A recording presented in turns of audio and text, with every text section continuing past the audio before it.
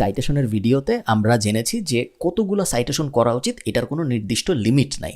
আপনি যত বেশি সাইটেশন করতে পারেন তত আসলে ভালো। এই জিনিসটা সাইটেশনের ক্ষেত্রে সহজ, তার কারণ আপনি যখন সাইটেশন করছেন আপনি আসলে পুরো ওয়েবসাইট সাবমিট করতেছেন, কোনো নির্দিষ্ট পেজ সাবমিট করতেছেন না। বেশিরভাগ আপনি হোম পেজ সাবমিট করতেছেন সবসময়, যেইটা পুরো ওয়েবসাইট বেসিক্যালি। তো ব্যাকলিঙ্কের ক্ষেত্রে ব্যাপারটা কিন্তু সেম না, কারণ ব্যাকলিঙ্ক আপনি করেন ইন্ডিভিজুয়াল পেজের জন্য। কারণ ব্যাকলিঙ্ক যখন আপনি করেন তখন আপনি গুগলে র্যাঙ্ক হইতে চান। সাইটেশন যখন আপনি করেন তখন কিন্তু আপনি বিভিন্ন বিজনেস ডিরেক্টরিতে আপনার ওয়েবসাইট সাবমিট করতেছেন, আপনি নট নেসেসারিলি ডিরেক্টলি গুগলে র্যাঙ্ক হওয়ার জন্য করতেছেন জিনিসটা। বাট আপনি যখন ব্যাকলিঙ্ক করবেন তখন, বা ব্যাকলিঙ্ক বানানোর চেষ্টা করবেন, তখন আপনি ব্যাকলিঙ্ক তো সব হোম পেজের জন্য করেন না, বিভিন্ন পেজের জন্য করেন। তো এই প্রশ্নটা যখন চলে আসে, তাহলে সেকেন্ড যে লজিক্যাল প্রশ্নটা আমাদের মাথায় আসবে সেটা হলো কতগুলা ব্যাকলিঙ্ক আসলে করা উচিত আমাদের, কতগুলা ব্যাকলিঙ্ক করতে পারলে আমরা গুগলের প্রথম পেজে আসতে পারবো। এটা নিয়ে আজকে আমরা কথা বলবো। কথার মধ্যে আমরা অনেক কিছু দেখবো, বাট অনেক কথাই আসলে থিওরিটিক্যালও হবে। সো একটু বোঝার চেষ্টা করবেন আমার সাথে ব্যাপারটা। মনে করেন এটা আমাদের একটা ক্লায়েন্ট, আরবরডগ টেক কেয়ার। সো এটা যদি আমাদের ক্লায়েন্ট হয়, এই ক্লায়েন্ট অবশ্যই আমাদের এসইএমরাশে অ্যাড করা আছে। সো আমরা এসইএমরাশে ওর কিওয়ার্ডগুলো একটু দেখি।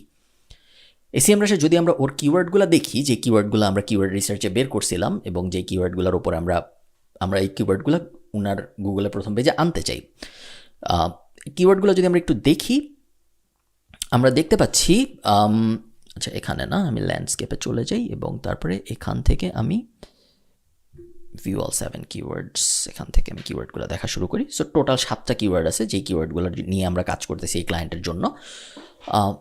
আমরা যদি এই কিওয়ার্ডগুলো দেখি, সেকেন্ড এই কিওয়ার্ডটা যদি আমরা দেখি, ডগ ডে কেয়ার কিওয়ার্ডটা দেখে আমি যদি বোঝার চেষ্টা করি কিওয়ার্ডটার সমস্যা কি, আমরা দেখতে পাচ্ছি এই মুহূর্তে ও 34th পজিশন, তার মানে হইলো পেজ 4-এ আছে ওই মুহূর্তে, গুগলের পেজ 4-এ। তো ওকে আমরা গুগলের 1 নম্বর পেজে আনতে চাই ডগ ডে কেয়ার কথাটার জন্য। ডগ ডে কেয়ার কথাটার জন্য যদি আমরা ওকে গুগলের প্রথম পেজে আনতে চাই, এই পেজটা, এই কিওয়ার্ডটার জন্য কোন পেজটা র্যাঙ্ক হয়ে আছে এটা আমাদের ফার্স্টে জানতে হবে। এই কিওয়ার্ডটার জন্য আমাদের র্যাঙ্ক হয়ে আছে এই পেজটা। সো arbordog.daycare.com আমাদের হোম পেজটা র্যাঙ্ক হয়ে আছে এই কিওয়ার্ডটার জন্য গুগলের 4th পেজে। সো ইউআরএল অ্যাসাইনিংয়ের যে স্টেপটা ছিল, ওই স্টেপে আমরা হোম পেজটা দিছিলাম এই কিওয়ার্ডের জন্য। ওকে, এখন তাহলে এই ইউআরএলে আমাদের কতগুলা ব্যাকলিঙ্ক বানানো উচিত এই কিওয়ার্ডটাকে গুগলের প্রথম পেজে আনার জন্য? এটা হলো আমাদের প্রশ্ন। এটা আমরা কীভাবে বুঝবো? এটা বোঝার জন্য ফার্স্টেই আমাদের যে জিনিসটা করতে হবে সেটা হইলো, আমি ডগ ডে কেয়ার সিলেক্ট করলাম যাতে আমরা বুঝতে পারি আমরা এই কিওয়ার্ডের উপর কাজ করতেছি। ফার্স্টেই আমাদের যে কাজটা করতে হবে সেটা আমাদের বুঝতে হবে আমাদের এই পেজে এই মুহূর্তে টোটাল কতগুলা ব্যাকলিঙ্ক আছে। সো এটা আমরা কীভাবে বুঝবো? আমরা আমাদের পেজটা ওপেন করব, বা পেজটার লিঙ্কটা নিব আসলে। সো ডগ ডে কেয়ার আমি যদি এখান থেকে নেওয়ার চেষ্টা করি, আমরা জানি এটা হোম পেজ। সো arbordog.daycare.com এটা আমি নিলাম, কপি করে আমি এসইএমরাশটা আরেকটা ট্যাবে ওপেন করব।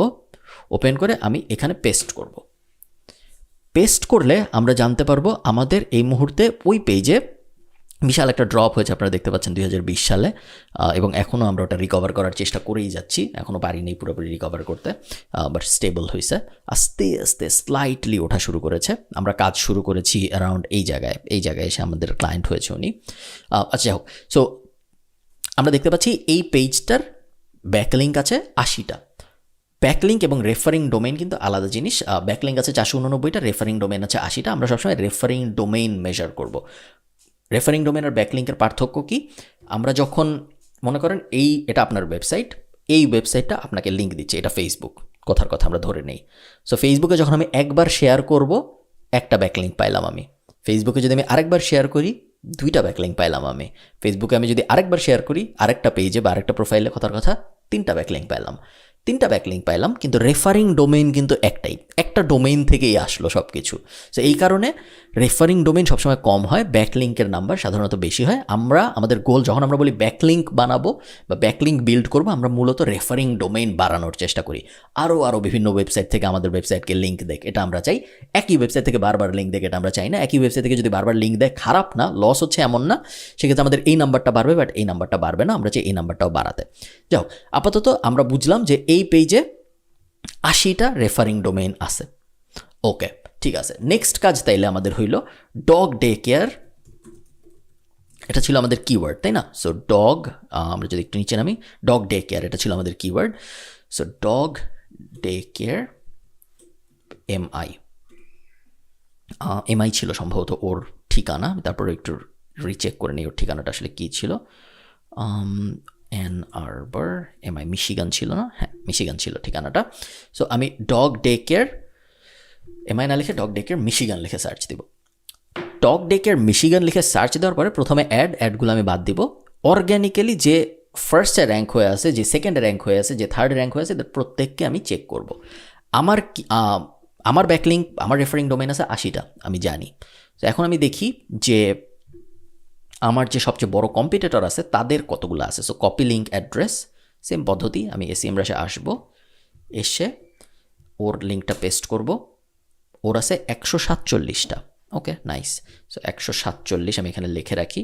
আমার অন্য আরেকটা কম্পিটিটরকে আমি নেই, একে কিন্তু আমি নেই কারণ ও আমার ডিরেক্ট কম্পিটিটর না, ও একটা বিজনেস ডিরেক্টরি। আপনারা দেখতে পাচ্ছেন এগুলো হলো আমার কম্পিটিটর। সো আমার সেকেন্ডটাকে নিলাম, সেকেন্ডটাকে নিয়ে আমি যদি আবারও এখানে পেস্ট করি, ওনার আছে 1000।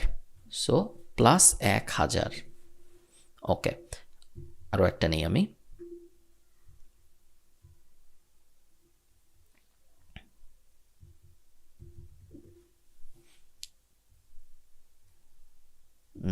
আসেনি ঠিক মতো। ওকে, আসলাম। ওনার আছে 3টা। সো আমরা এইটার এই যে +3, এটা আমরা করব, করে আমরা 3 দিয়ে ভাগ দিই। ভাগ দিলে আমরা বুঝতে পারতেছি অন অ্যাভারেজ যারা গুগলের প্রথম পেজে আছে ওই কিওয়ার্ডটার জন্য তাদের 383টার মতো রেফারিং ডোমেইন আছে। সো এদের যেহেতু 383টার মতো রেফারিং ডোমেইন আছে, আমার যেহেতু রেফারিং ডোমেইন 80টা, সো আমার মিনিমাম 383 টার্গেট করতে হবে। সো এটা আমি কেন বোঝাচ্ছি এইভাবে আপনাদের, কারণ কখনো কখনো আপনাদের ক্লায়েন্ট আপনাকে বলবে যে তুমি এই পেজটা অ্যানালাইসিস করে বলো তো যে এই কিওয়ার্ডটা যদি আমি র্যাঙ্ক করতে চাই তাহলে আমার কতগুলো ব্যাকলিঙ্ক লাগবে।